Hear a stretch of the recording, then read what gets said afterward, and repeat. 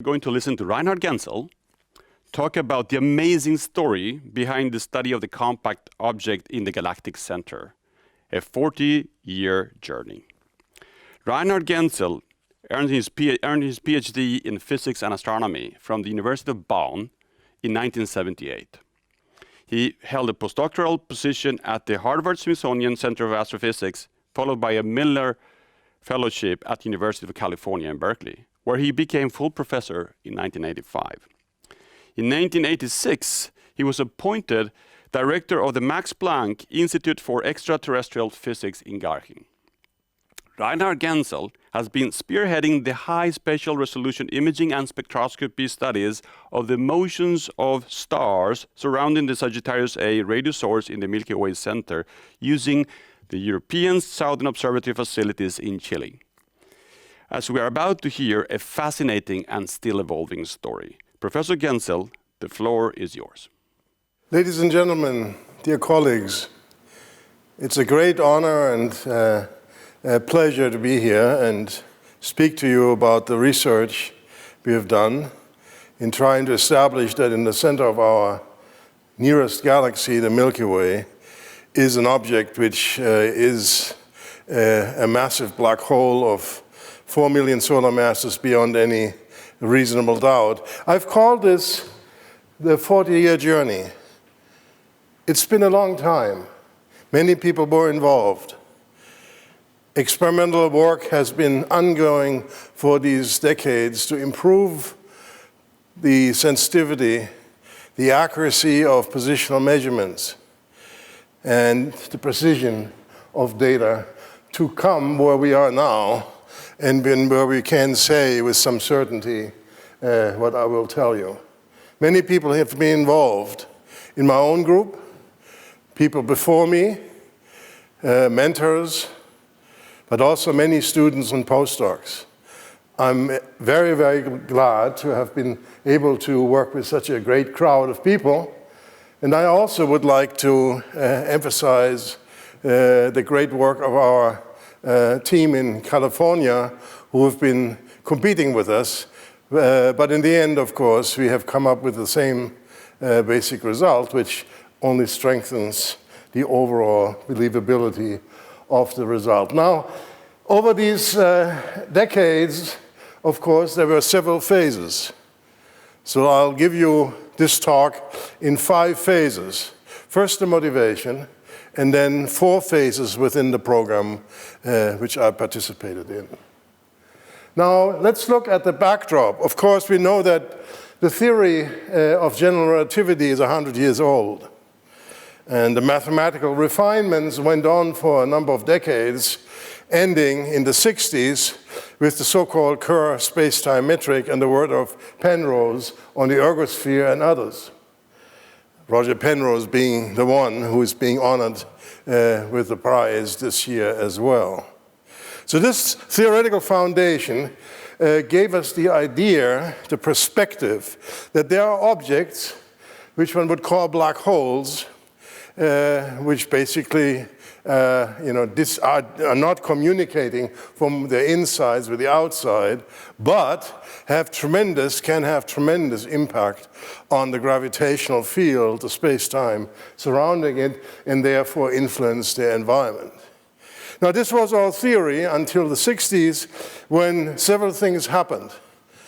X-ray astronomers started observing very intensely X-ray emitting binary stars, some of which we now believe are stellar black holes.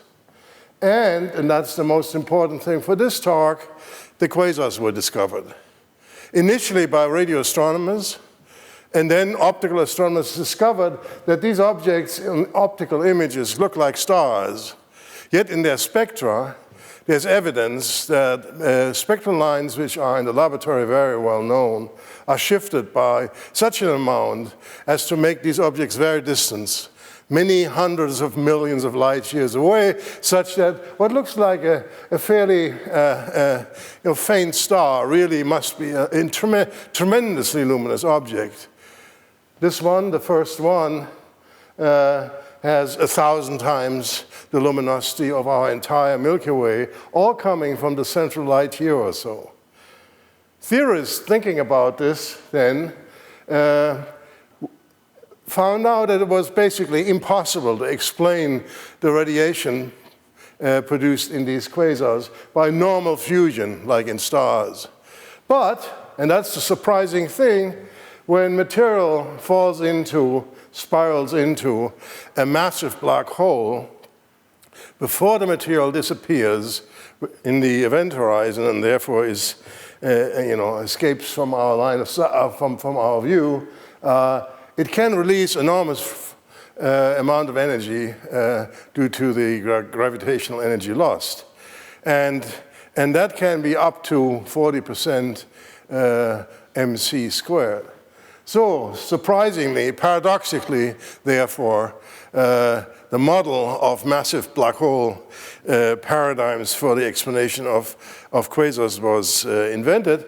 But of course, how would you prove that? Prove that in the sense that you cannot only observe phenomena like high energy radiation or these spectacular radio jets of relativistic plasma emanating from many of the quasars.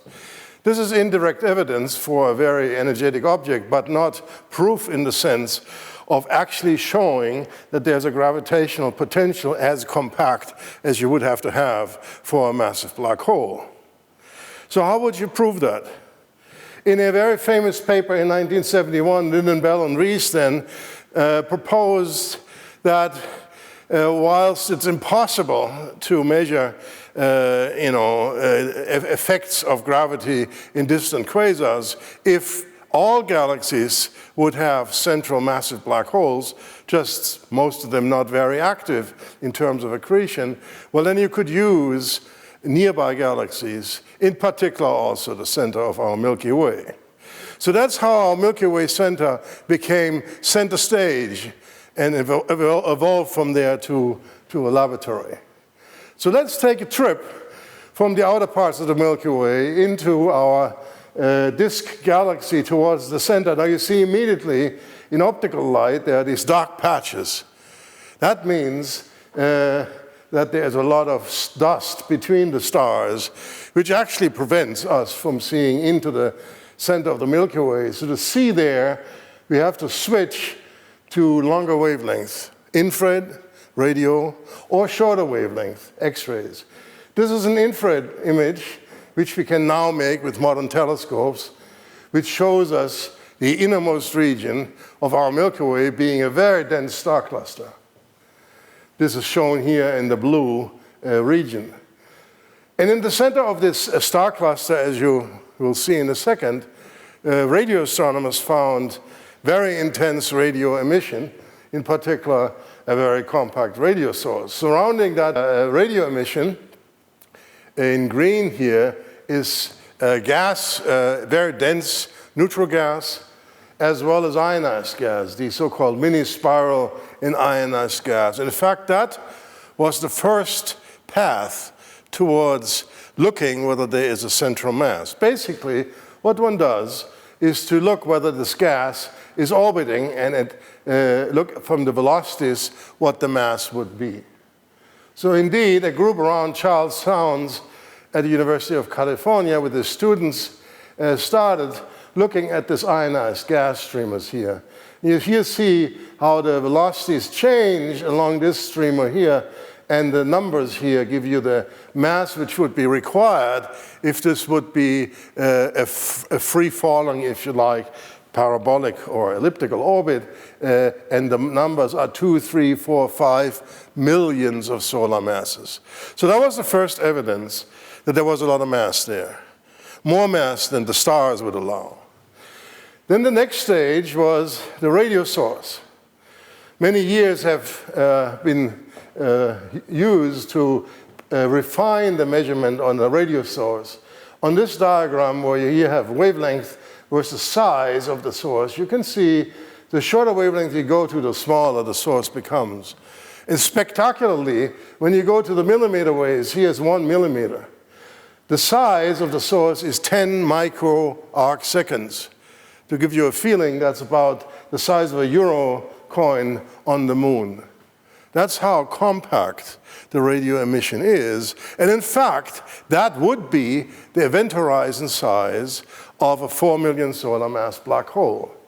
So the combination of this mass being large and this size being small was the first evidence in the 1980s that there might be something in the center of our Milky Way. So here on the left side, one could take the various measurements here and see that this mass was between 1 and 4 million solar masses. Not very accurately initially, maybe 50% or so. On the right side, you see, as a function of distance from the center, the mass, and here you see that within about a parsec or so, there seems to be a constant mass. That's an indication for a concentrated central mass, but still at a very large number of event horizon radii, 1 million. But it was the first evidence. How to go from there?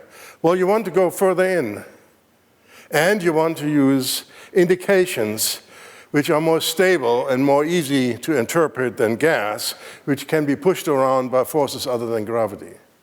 And these are stars. And so in the 90s, two groups, one in Europe using telescopes in Chile, and one group in California using the Keck telescope, starting using the new developed infrared imaging detectors for the Space Telescope to build cameras which allowed very short exposures. The trick is that when you take a picture in the optical or in the infrared, then of course the Earth's atmosphere will blur the image such that you cannot make a very high precision measurement. To measure the motions of stars in the sky, you want to have very accurate positional measurements over time and see whether they change. So this was the first technique both groups used, the speckle techniques, as you see here.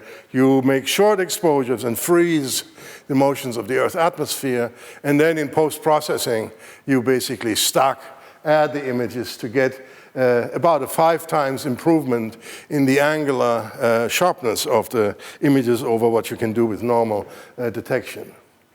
The second technique which had to be developed is to get spectra, because the motions on the sky give you 2 motions, and the Doppler motions along the line of sight, which is the third, you can get through the spectra from lines in the stellar spectra. For that, we developed what is now called the integral field unit. Basically, a normal spectrometer just disperses the light in one direction and doesn't allow you to image. But by using an image slicer, you can basically generate a huge long slit which decodes the 2 dimensions, and then you bring this through a spectrograph which disperses the light. And then in the end, in the computer, you can put that back together. So using these techniques, a few years later, we had sharp images of the central light years, and we could look for changes on the sky of their positions. Here's an example. The green cross is the position of Sagittarius A star, that radio source, which is so compact. This is 1 light month, this circle, and you can see from time to time to time, from one year to the next, in 3 different colors, the position of this star, very near Sagittarius A star, clearly changes. If you look up, then that's a motion of in excess of 1,000 kilometers per second, something which you see not in the solar system. So these stars are whizzing around at a speed of more than 100 times the Earth around the sun. So that's already a qualitative indication of a strong mass. And is it a point mass? Well, okay, Kepler's laws tell you that if you have a central mass and objects are moving around it, and the further away you are, the slower. And indeed, when you look here, the innermost stars move obviously very fast, while the other ones here, do not show this prism effect. So that's Kepler's laws in color, so to speak. And indeed, when you make this more quantitatively, you can derive then the mean speed of the stars as a function of distance from the radio source. That's what this is.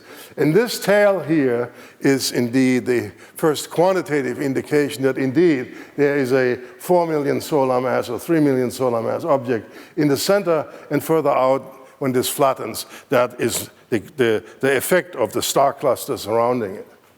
So that was the second phase. That was until 98, with stellar motions making more precise estimates of the stellar mass. Now you see we are, at the level of about a little over 10%, and a factor of 5 or so inwards. So it's both a more precise measurement of the mass, as well as concentrating that mass on a smaller region. So by that time, it was already fairly difficult to construct reasonable alternatives. So the path was, this could be a black hole, but now we have to exclude alternative options of other configurations by going closer and closer and measuring more and more precisely. Well, how could you go from this phase onward? Well, here we are measuring basically the average of the motions. Now we would like to see actually orbital motion, direct orbital motion of individual stars. That's much more precise. But mostly in astronomy, these kinds of motions can only be detected over many hundreds of years. That's why nature came in and helped us and gave us some stars which were not supposed to be there, namely very, very close on solar system scales. And those indeed move fast enough that we can see motions.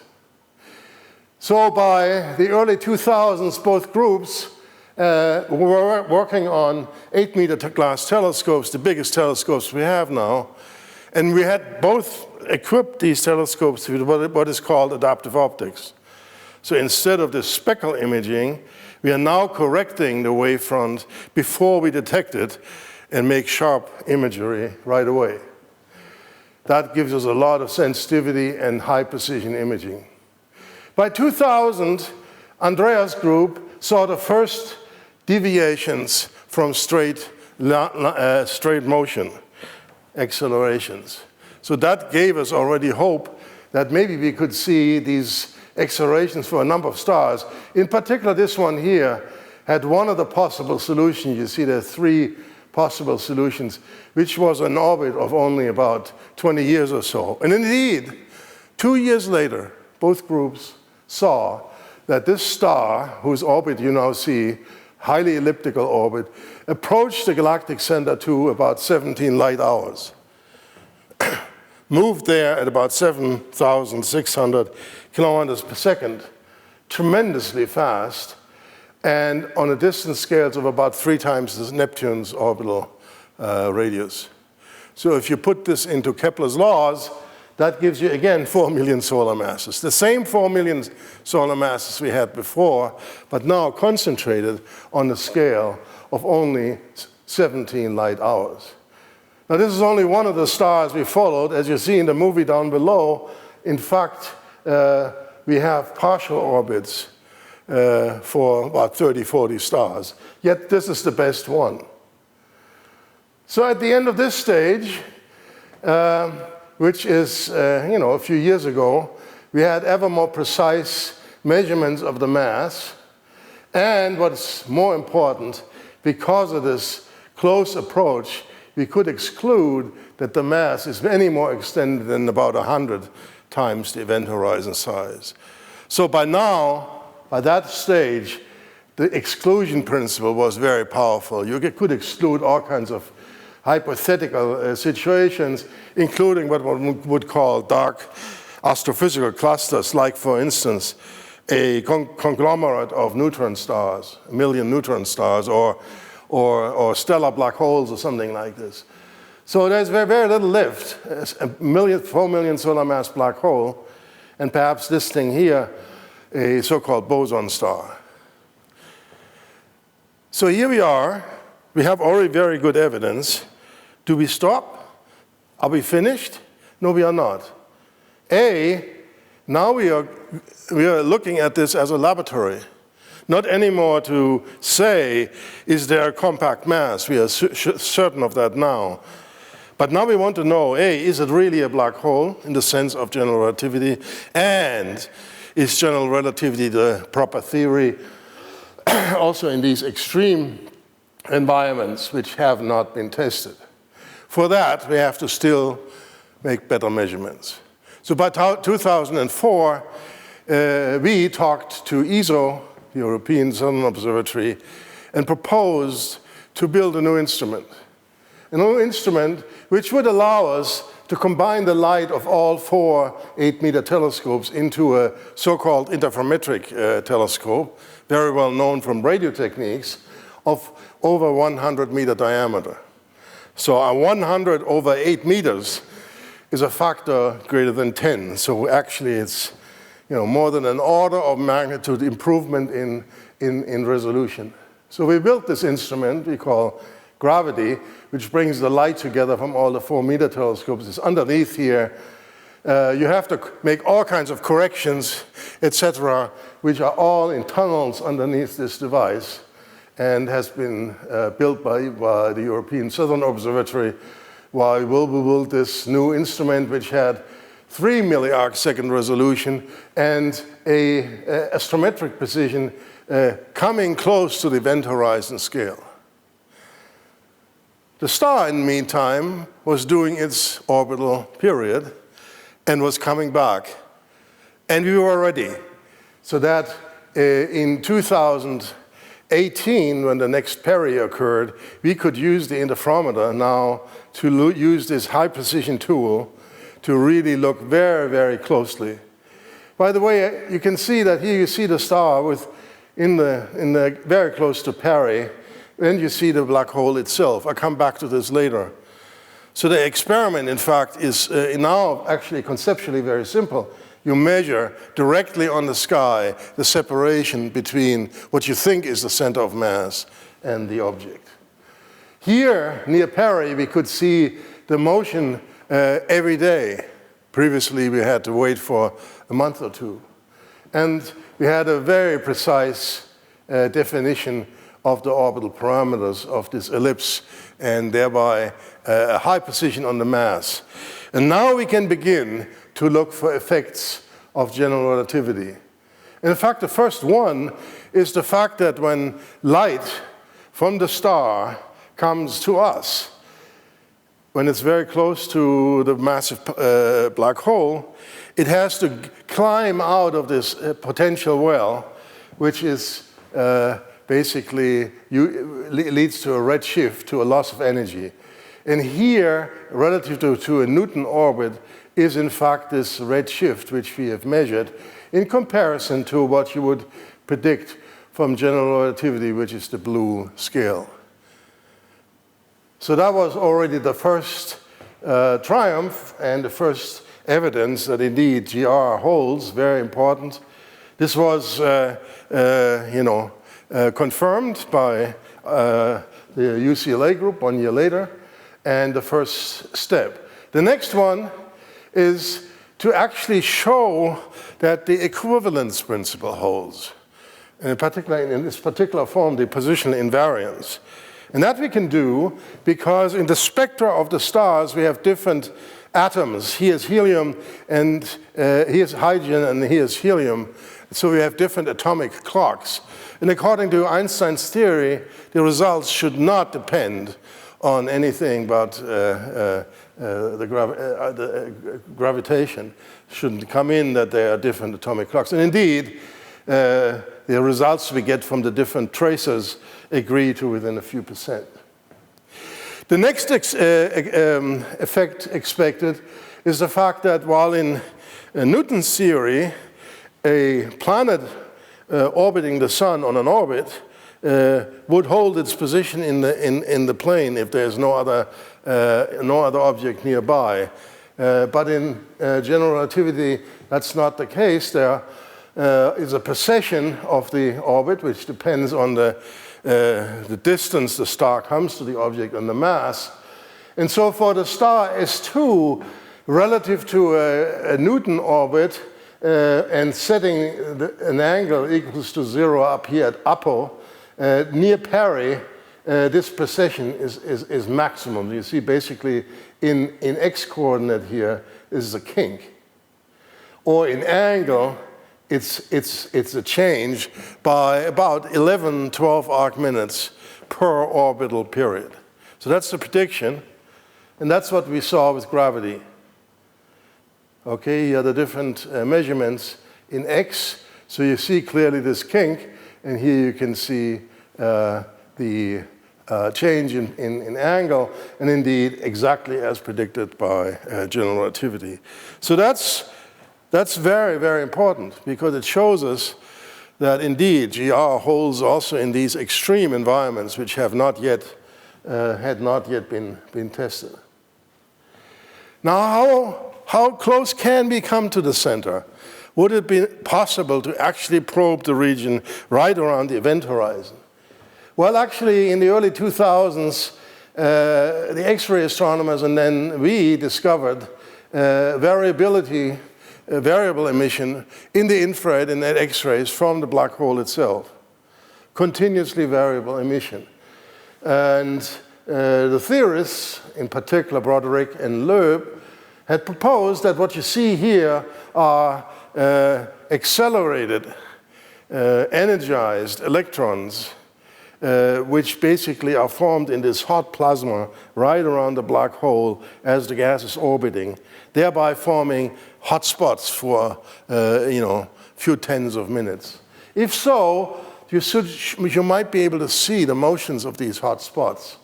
So indeed, in 2018, on 3 occasions, the black hole got brighter than its normal state by about a factor of 100 or so. And we could see, indeed, these motions on the scale of, about 5 times the event horizon size, or 6 to 10 times the gravitational radius, with orbital periods of 40 to 50 minutes inferred from this. This means the velocities are speed of light, which is exactly what you would expect if these hotspots would move in Keplerian motion, if you like. Another thing here is that this emission is polarized. So that tells us that magnetic fields are present, and from the properties of the change of the direction of the magnetic field with time, which we can infer from these data, we find that the B fields is likely poloidal, so along the axis of the black hole and not in the orbital axis of the motion. That's surprising and probably indicates that the galactic center has a very, very strong magnetic field. This will be very important for the future to research further in order to understand this strange but highly exciting environment around the black hole. So here we are, after phase 4, Perry has happened. Now, as you see, with gravity in particular, our accuracy of measuring the mass is better than 1%. In fact, the statistical uncertainty is 0.3%. So that's a precision measurement, something which you can do not very often in astronomy. And we can penetrate now basically from the sphere of influence, where we showed the first measurements in phase 1, all the way inwards by 6 orders of magnitude close to the event horizon size. Are we done? Well, it's very likely that this object we are looking at indeed is a black hole. We don't know its spin yet, and we would have to know that in order to begin to understand whether the Kerr metric holds. And then we would have to test whether the quadrupole moment of this object fulfills what we call the O'Hare theorem. If we know that, then we would in fact have the final result that GR is indeed correct at the scale of the event horizon, which is the closest we can come. That we do not have yet, but that's where we want to go. So after these 40 years, I would say, the Galactic Center has been extremely helpful to astronomy and to physics. 2 groups have used this to push ever further, and many questions remain or go beyond what we have now but we now have evidence indeed that these objects, which were theoretically discussed by Roger Penrose and others, actually are realized in nature. Thank you very much.